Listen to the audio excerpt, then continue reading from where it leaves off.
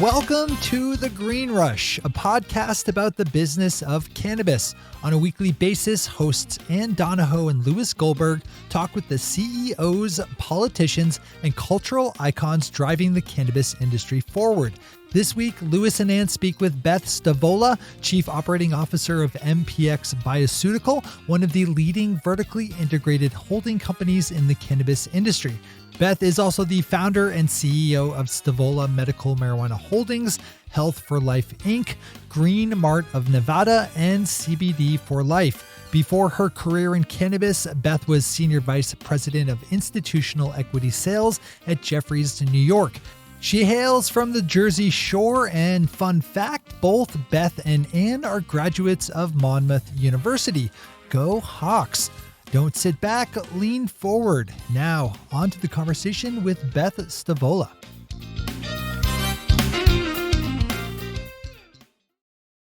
So Beth, thanks for joining us. Before we get into your story, can you tell us a little bit about what MPX is and what their story is, or what that story is? Sure. MPX Bioceutical Corporation. It's mpx.cn and mpxef. We did the first reverse merger into a Canadian shell of U.S. assets, which is pretty exciting. I think I know there are a ton of companies that are doing it now, but I think when I first did it, everybody was shaking their head, scratching their head and saying, what the heck is she doing? But it's pretty popular now. So your story in general is not the typical cannabis entrepreneur story. You came from finance, you did a mid-career shift, and now you're pretty full-time in the world of cannabis. Can you talk about your personal journey from finance and banking into cannabis? Sure. I mean, I'd love to say, that it was a true visionary, but sometimes better lucky than smart. And I was. That's my life's thesis right there. I was shown a deal in 2012 after I had retired from Wall Street and was looking for things to do, and just looking at investments for my family. And, I was shown an investment to invest $1 million in medical marijuana. And I decided to jump in and go for it. And half the time I was thinking I was crazy. The first dispensary that I opened was in Douglas, Arizona, on the border of Mexico. And if anyone on this does not know what Douglas is famous for, Douglas is famous for El Chapo's underground tunnels coming up in the United States there. So, oh my God, that's awesome. So when you went there, what was that experience like? Well, my husband had just had surgery, so I had to go to meet with the Department of Health to get an ATO, which is an approval to operate. And so I was in this Holiday Inn, staring at the ceiling and saying, like, what the hell are you doing? I mean, this is crazy. You're opening a marijuana dispensary across from the Border Patrol station where they train the Border Patrol horses. It was pretty crazy. We got an approval to operate, and it didn't make sense to open there. I think at that time there were 11 patients in the Douglas and surrounding areas. So the way that Arizona's law works, you could actually get the approval to operate and then kind of lock the door and move it to a better location with just more population. And that's what we ended up doing successfully about 9 months ago with that location. But I started buying up other licenses in Arizona. I met two great women, Sandy Clifford and Michelle Majors, who were the recipients of the Mesa East and Mesa North CHAs, and purchased them, and we became partners. And then kind of the rest is history. We started moving into other states, and here we are today. And how did you get paired up with MPX as it is today? I met Scott Boys at a conference. Scott Boys is our CEO. He's located in Canada. And we just started talking, and he said, we've been waiting for Health Canada to start issuing licenses again. And at one point, they really just started dragging their feet on any new licenses. And he said, we've changed directions, and we're looking for a group to acquire in the U.S. I've looked at about 30 groups. Do you want to sign an NDA and let us take a look? And it was really as simple as that. I met him at a conference, and we've had a great partnership. So we're going to talk a little bit about gender in cannabis in a minute. But as you described your time in Arizona before your partnership with MPX, it was you and two other women who were building your company. Can you talk about the funding? How did you do it? Was it self-funded? Did you go out and raise capital from private investors? Where did the money come from to buy, the dispensary network that you did in Arizona? So, prices then, guys, were vastly different because we're thinking about 2012 and 2013. So from a buying into a license perspective, not the build out. The build outs are generally about the same. Now, or, they're a little bit more sophisticated. So, maybe a little more, but buying into a license was a lot easier and less expensive back then. So it was self-funded. And, frankly, there were a lot of times where my husband was, get me my money back. Are you kidding me? And when we started these now very successful Mesa dispensaries, the patient population hadn't grown yet, just like in these other medical marijuana states. You have to, the business grows with the patient population and on the medical side. I remember days where we were doing $200 a day in each store. And these are beautiful, spa looking stores. And, my husband was looking at me like I made the worst investment on planet Earth. And now when you're sitting across the table from him? Now he gives me credit. He generally gives me credit when I'm not around, but that's okay because other people tell me. So, So your role in MPX is pretty unique. You kind of wear a bunch of different hats, but one of them is focused on government relations, right? You spend a lot of time with elected officials around the country, kind of extolling the praises of cannabis, helping them figure out regulation and legislation. Of all of these men and women that you've met with so far, who's been the toughest sell? Oh, so I was told it was going to be the toughest sell.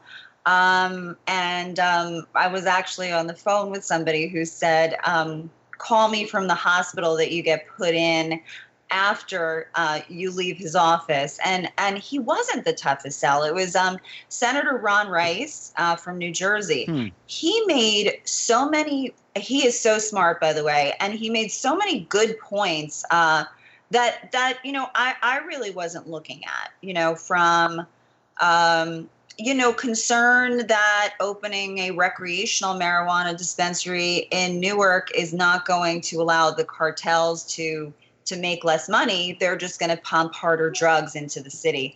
And, from the passion that he speaks, I get where he's coming from. So, I'm very open-minded. I think he appreciated that about me. And, I really walked into his office saying, what do you want to see? Because I want to hear your perspective.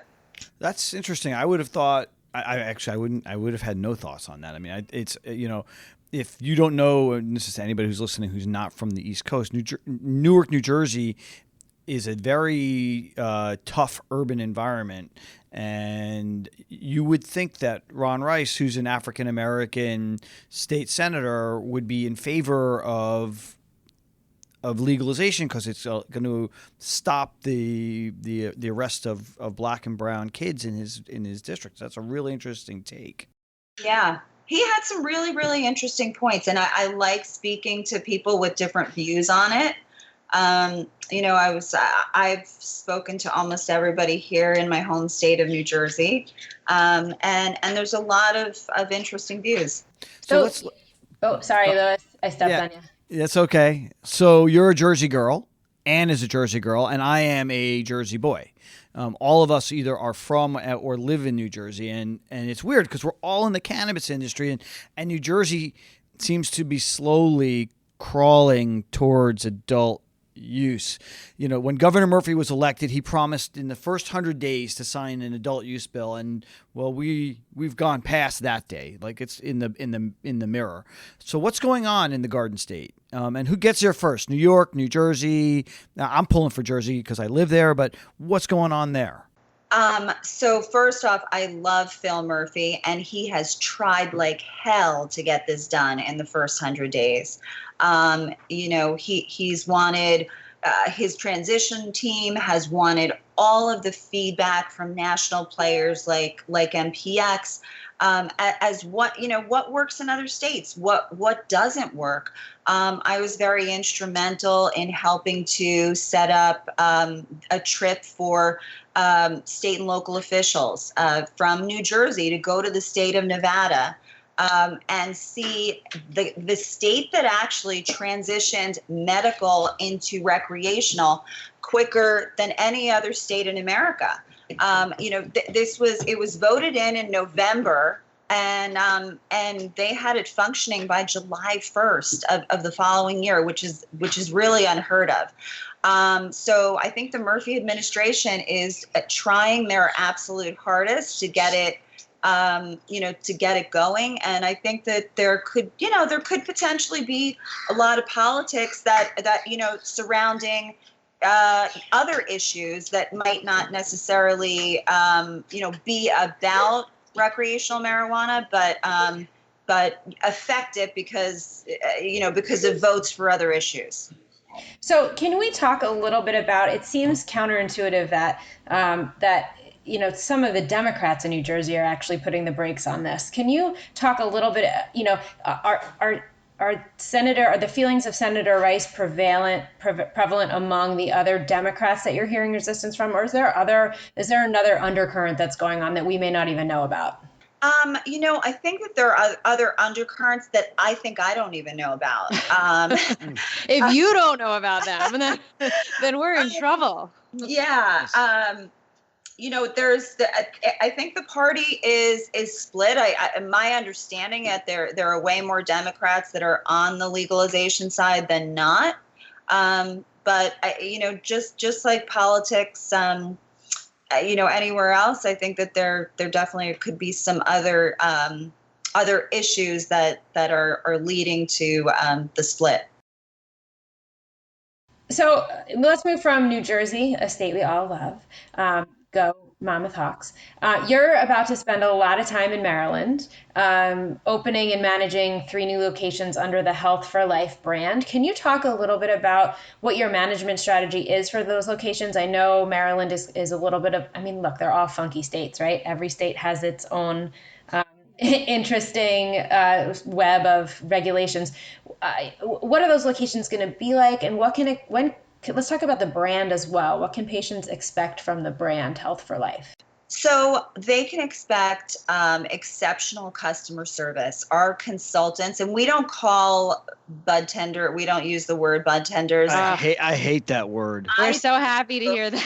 Yeah, we call them consultants because that's exactly what they're doing. They're consulting with a patient, potentially a patient who just got their card and has never smoked marijuana before.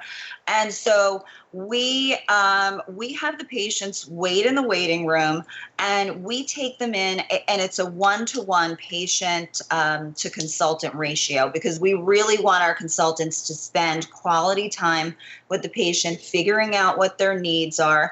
And there's all kinds of things that people come in, and there's all kinds of ailments. And Maryland's a great state where the qualifying conditions are very wide, but we'll also have people come in and say, I do have my card for chronic pain, and I do have chronic pain, but do you have any strains that are good for sex?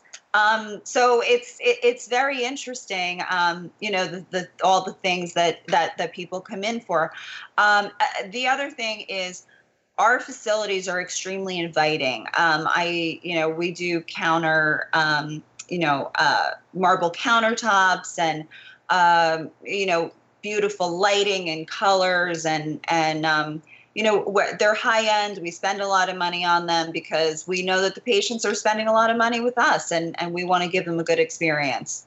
Well, and I think it's important that you're, like you said, this is a new market for people, and it's your job. You're on the front lines to educate them as much as anything, as much as to sell them, because they don't know what they're doing, especially if it's their first time there. And so I can imagine how many questions they must have. So I think it's a really interesting part consultant, part retail approach that you guys have taken. Yeah, no, I appreciate that. And we've always, customer service has always been something. If you look at our stores anywhere else, you'll see that if go on Leafly, and you'll see the reviews for customer service are great. And it makes me, we may spend a little bit more on the employees. The employees make the business for me. It was very important for me when we were private. And we were just barely cash flow break even, but I wanted to be one of the first cannabis companies that provided full health and dental benefits for all of our employees, because this industry is becoming a huge industry, and we have to become more corporate as we get bigger. So that concept of culture is really important and interesting. When you go and you look at a lot of other companies, they have sometimes over 100% turnover at the bud tender level. I would assume that for you, by offering these benefits, you're getting your employees to stay longer. They become even further expert at both the product and how to communicate with the public. I mean, how are you teaching the culture, or how are you ensuring that this culture is spread throughout the organization? So, I'm a big believer, as I said, about the people make the company.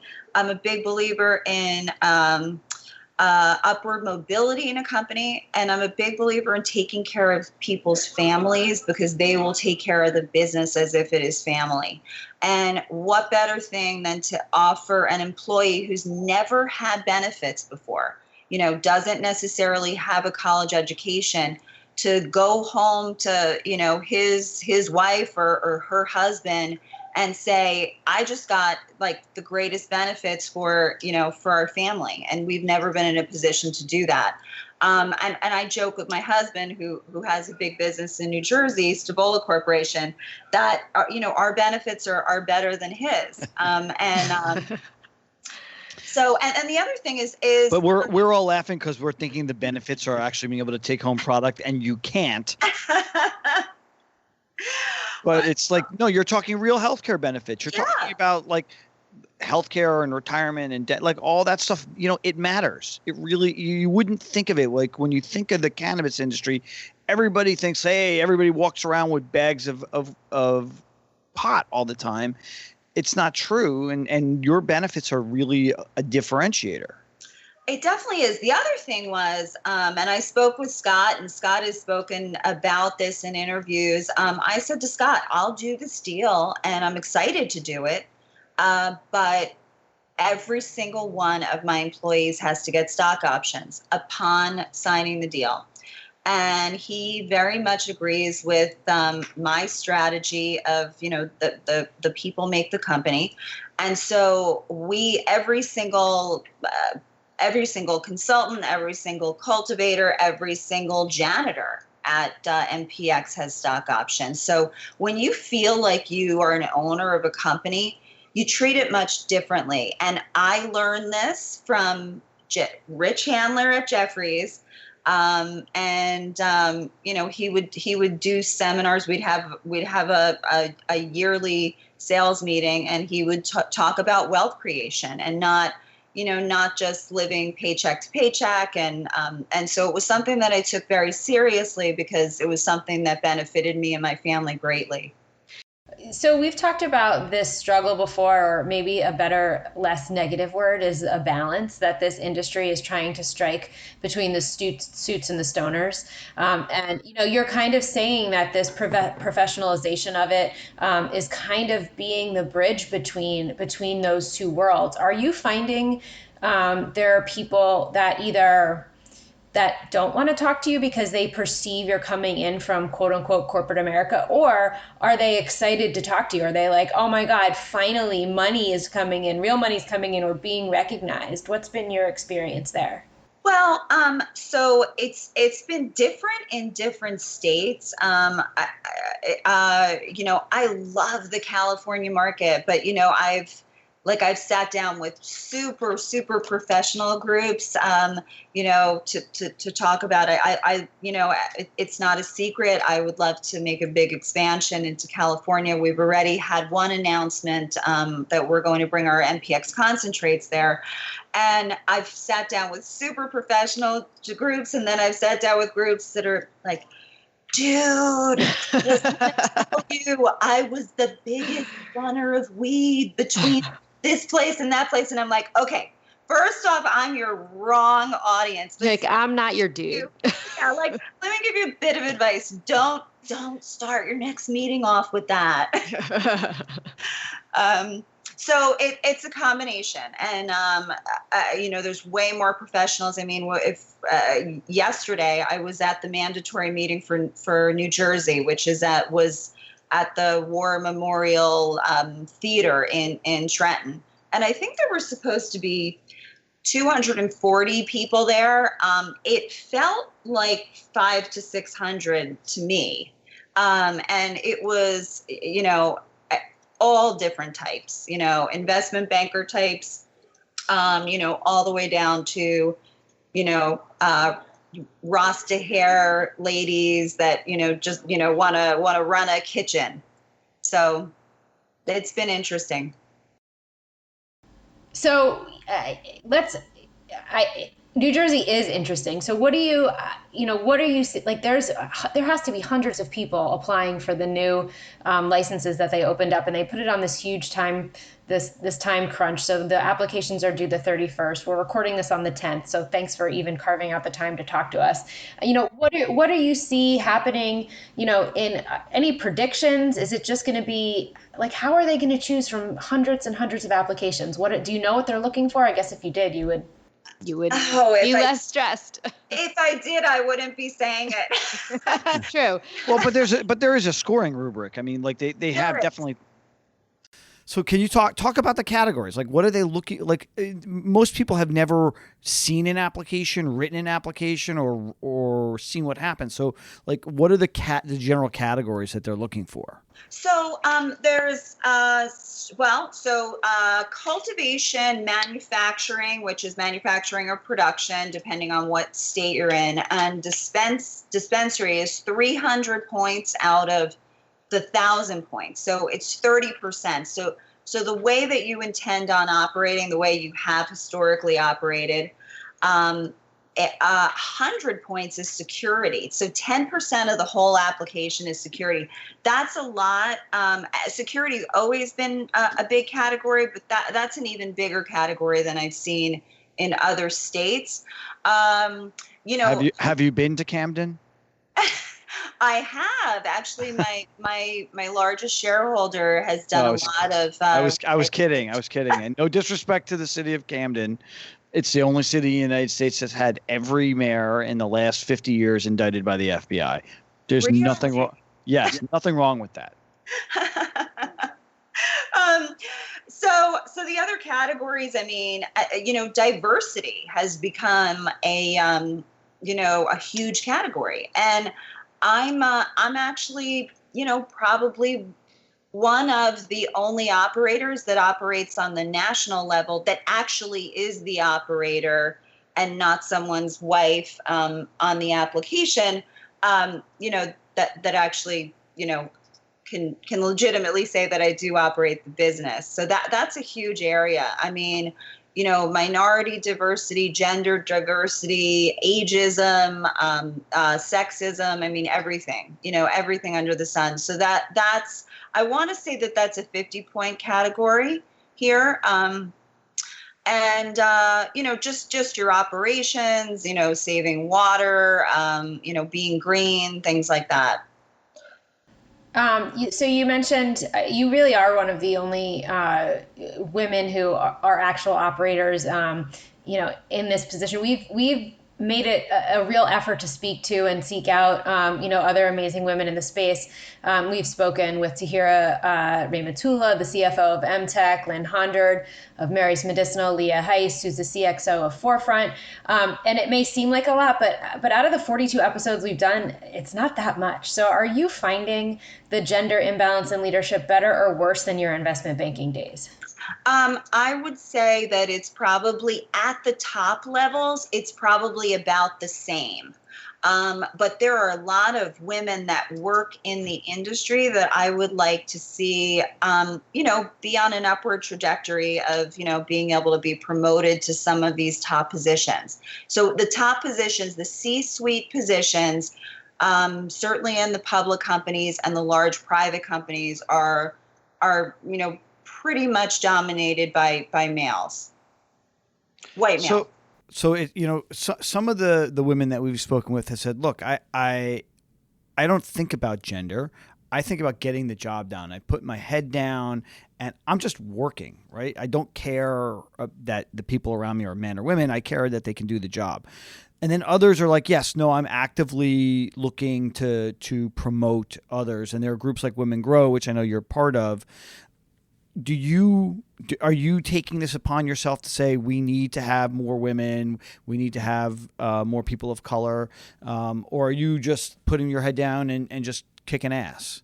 No, I mean, I've always cared about the diversity piece. So my main office is all women. It's not. It's this is my U.S. corporate headquarters, and it's not because I engineered it that way. It's because these were the people that actually stood out and I could count on.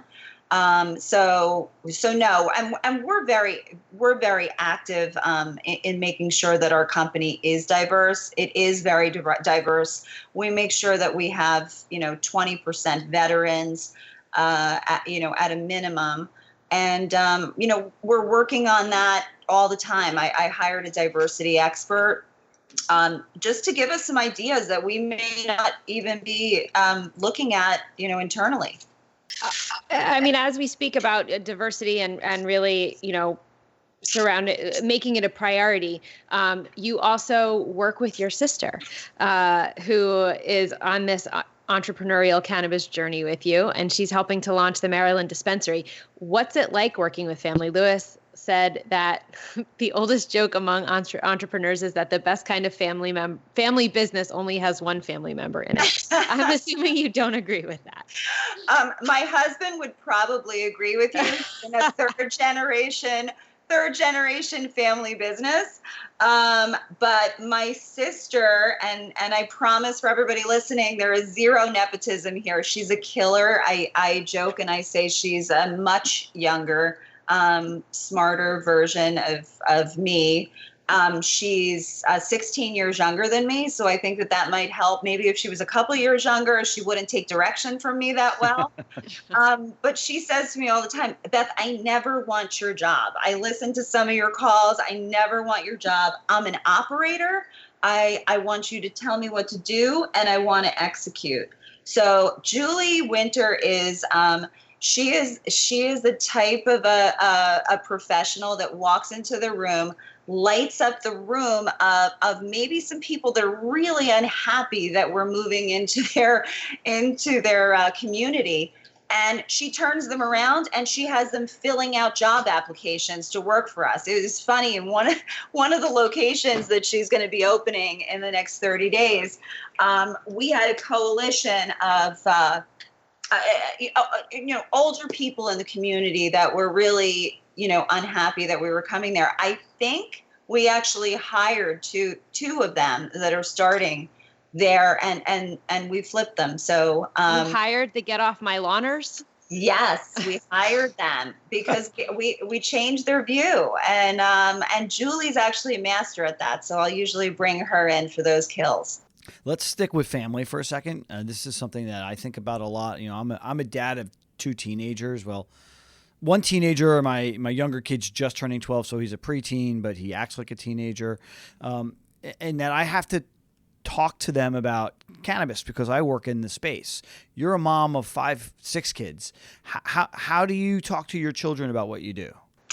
So, certainly carefully at first, but now it's pretty much out there because it's all over the internet. But my older 2 kids are 22 and 19, and so they understand, but my younger ones also, they understand, I tell them that it's medicine. It helps people. I talk to them about alcohol prohibition and the history of alcohol prohibition.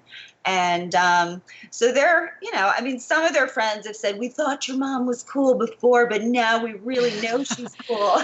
They're like, I want to be an intern. Yeah, exactly. Yeah. So, what you also own you are truly an entrepreneur. You own another company called CBD for Life, which is a line of beauty and wellness products. And it's a category we don't really talk much about because Lewis is so naturally beautiful. But I have the best skin. The potential here is really huge. And what's your retail strategy there? How are, traditional chain outlets, how open are they to some of these products? And where does this fit? Will this ever fit within the MPX family? You can choose not to answer that too. Yes, possibly, and we have talked about it. It was we joke and call CBD for Life my side hustle because it's a joke that a business that has grown this quickly is your side hustle. So and we've had a lot of challenges with CBD for Life also because what'll happen is Shopify was the platform that it's so user friendly and it's so business friendly. We would use that for our website, and all of a sudden Shopify must have gotten like the tap on the back from somebody that you need to shut down all these CBD websites that are selling products. So it was as simple as me not liking the CBD products that were coming into our beautiful stores and saying to a friend of mine who is a Jersey girl too, she's the CEO of a contract manufacturing company for health and beauty products. And I said, let's make like a line of products and let's just make like 5,000 of them because I know I'll be able to sell them, in my own stores and we'll see what happens. And CBD for Life kind of took on a life of its own, won the Hollywood Beauty Awards Best Brand of 2017. And just to give you a picture of how big that was, I didn't realize how big it was, but I went up for the best brand and then Britney Spears went up for the best fragrance. Oh my God. Really? That's Yes. amazing. That's awesome. I was going to make a really bad joke, but forget it. That is just too cool.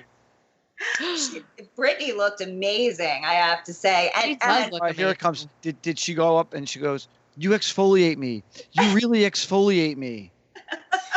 Should have kept that one to yourself, I Lewis. can't. Sorry. We might want to cut that one, Lewis. No, definitely not. You know what? If people are going to groan, too fucking bad. Yeah.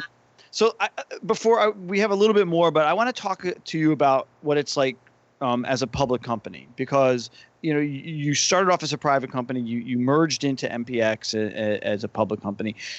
Is this your first experience being a public company executive, and what's it been like for you? Because you came out of the financial services industry where you were not.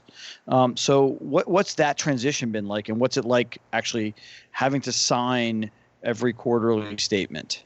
So it's interesting because when I worked in institutional equity sales, so I've sold a ton of deals, bringing around CEOs, COOs, CFOs to, institutional investors in New York was my territory. And, I often thought about what it would be like to be a public company C-suite, officer. So this was something that I had thought about, and it's challenging, and it's challenging to be one, but it's also challenging when you're running a federally illegal business. And you're also used to GAAP accounting. But, when you are traded on the CSE, you have to do IFRS, which is like every other country in the world other than us. So, it was definitely an interesting transition, but I've got a great board of directors. And they know that I say, like, if you snooze, you lose. Like, I need to have a meeting because I need to lay this opportunity out for us, because there's going to be 10 guys behind me that are piling on if I don't sign on the dotted line. And usually you can't be that nimble with a public company, but I've been lucky that that my board it understands that if you snooze, you lose. So, mentioning the federal illegality, the Cole Memo was repealed at the beginning of the year, and a lot of executives in the cannabis industry basically shit because they were afraid that they were going to lose their own personal bank accounts, that banking itself would be almost impossible. What's that experience been like for you? Or if you haven't been, then don't answer, and we don't want to perk anybody's ears up.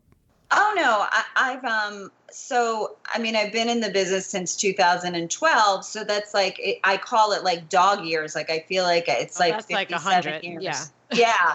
So I've had one of my daughter's communion money account shut down because I was the trustee. Banking has gotten a lot better over, I would say, the last 12 months. And interestingly enough, I'm shocked, but the East Coast states who have been, later adopters are the ones that are being more progressive, or some of the smaller banks are being more progressive on opening cannabis accounts. Like, everything that we have on in the East, we have banking. I mean, we're lucky to have banking across the board. But yeah, no, it's been very interesting. And since the Cole Memo, I've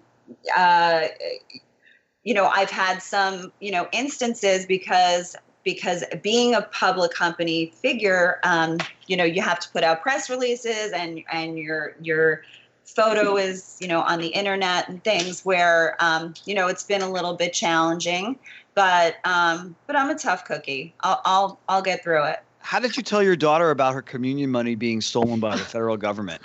Wow, that's a great question. So I got the letter, the very thin letter that, my controller, who's sitting right here, Nino, never liked to get from the bank, which was, we're like, oh my God, it's a thin letter. This could be it. They could be shutting us down. And they generally give you 30 days to figure your shit out. And so, you've got to, figure out, where you're putting the money and whatever. So I was able to successfully open another account for her. But it was, it was hard to explain. Well, now that you said that, I feel like I know what one of your passes is going to be for Puff Puff Pass. So we do a segment with every guest that is called Puff Puff Pass, and we ask you to name quickly 2 things that you love and 1 thing that drives you bonkers about the industry. So Beth, Puff Puff Pass. Okay, so Puff Puff is I love the fast pace. I love the fact that I'm a libertarian, so I love the fact that, we're going in this direction. I think, I'm very big on our civil liberties. And can I say I love and hate the pace that it's going at, because it went from 100 miles an hour to 1,000 miles an hour in the last 60 to 90 days, as we've seen a lot of newer public companies come out. And the the acquisition pool, I'll look at an acquisition, then all of a sudden it's 50% more or 100% more because, somebody went public the week before. So it's made the acquisitions much more difficult. More expensive. More expensive. That's what I meant. It's been a long week in cannabis, right? Writing for New Jersey. I'm trying to find my words. Yeah, and the pass would be what? Would it be actually, I'm not going to put it in your mouth. What's your pass? Pass. I would say banking. It's been a challenge because I sleep with my phone in the bed because I have teenagers and I have 6 kids, but I also do because I care about all these kids that work for me. And, I want to make sure that everybody's safe at night. So the banking scares me, and I hope that it doesn't take, the federal government to have, a really sad situation happen to make these changes, because people are at risk. Huh. I agree. It's everybody talks about the banking stuff, that it's just screwed up. As a libertarian, when you look out at Donald Trump and Jeff Sessions, what do you think is going to happen? Do you think that they're going to get this done quickly? Do you think that it's going to wait till Trump is gone? I mean, Trump is. I wouldn't know how you describe him, what his policy or politic is, other than Trumpian. But he's always said he's in favor of states' rights. He's always said he's in favor of states' rights. My guess could potentially be that if he's going to make a move, he's going to wait until after the midterm elections, because there's so much at stake there. And then maybe make a move. And it could take till after he's out of office. I'm just not sure. I mean, I'm going to make you want to make a bet? Yeah, I bet he does it before the midterms because of how high it polls, that he can then claim that the Republicans legalized pot. And I mean, it polls so high. It polls higher than almost anything else, that he's just going to steal the idea from the Democrats. I love your strategy, and I think that could be. I love your theory. I hate it. I'm not a libertarian. I'm a progressive. So okay. But if he did it, it would be really good and really bad. I mean, the good side is you'd stop seeing kids arrested. The bad side is you'd see a flood of money in that might not necessarily be good for the industry writ large, and for some companies that are early, guys could get washed away. I agree with that. I agree with that. So I think we're gonna have to see, but the polling numbers are there. It's not. I mean, this is one of the things that Democrats and Republicans can actually agree on. Yeah, everybody wants to get high. Yeah, pretty much. Yeah. So what a good note to end on. No. We have to ask. So the other thing that we've been getting in the habit of asking is, what does day one look like for MPX after descheduling, and what does day 2000, 3, 4, 5 years from now look like for MPX? Oh, is that a trick question? It's not a trick question. It's just whatever you want. Day one, I think, is irrational exuberance. I think that the markets are going to go crazy. Yes. And I think it's going to make things that I think I want to buy right now look cheap. And I think none of us just really know. I think that my long-term thought has always been that the flower is commoditized, and that the brands are the things that are going to be the things that are worth a lot of money in the end. I mean, nobody grabs a Budweiser and is like, I want to know which farm this hops is from. They just care that it's a Budweiser and they want to drink it. It's true. I mean, I think, we've had a lot of conversations on the concept of brand, and there's also this, we talked about the dichotomy between the suits and the stoners. Then there's also the dichotomy between the owners of the retail outlet versus the owners who are treating cannabis like consumer packaged goods. So I'm really interested to see who wins on that front. I am too. And it's interesting because every state is different. Like some states, like the dispensary owners are the gods, and like they're in charge of everything. And then other states where maybe they only gave out 10 cultivation licenses, to 100 dispensaries. The cultivators are the gods, and those are the licenses that are worth way more than the dispensaries. And then there's flip, there's states that are the flip. So it's going to be interesting just because of, it. I have to make sure that I remind myself which state I'm talking about.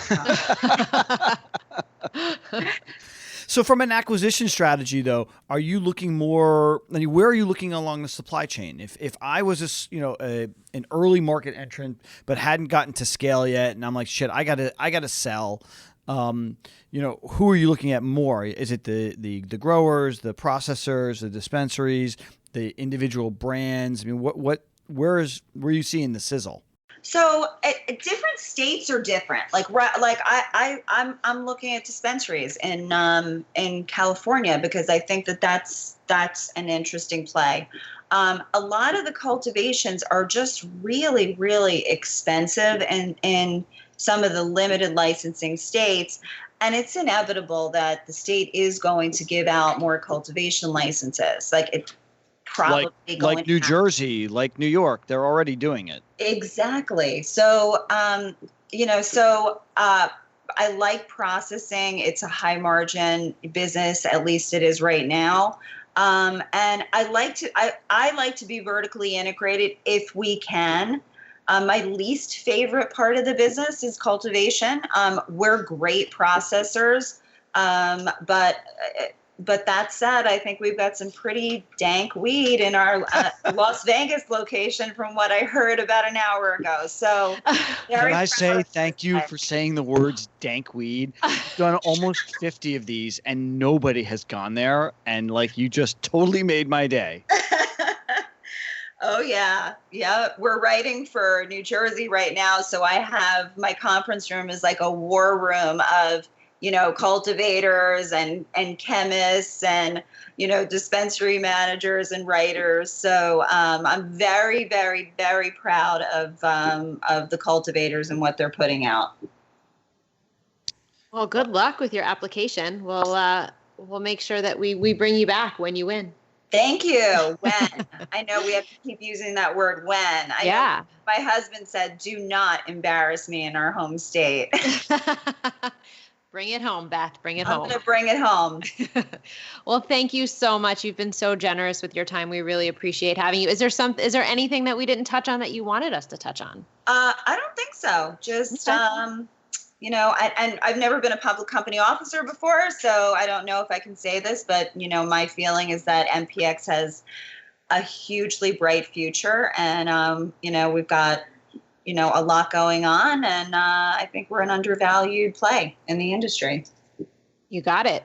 You just said it. It's all good. So what we'll do, again, we've been chatting with Beth Stavola, the COO of MPX Bioceutical, and we'll put in the show notes all of the links to the CSE, the link to the website, which is MPX Bioceutical, and where you can find Beth. So we'll have that all in the show notes. So thank you so much. We really appreciate all your time today.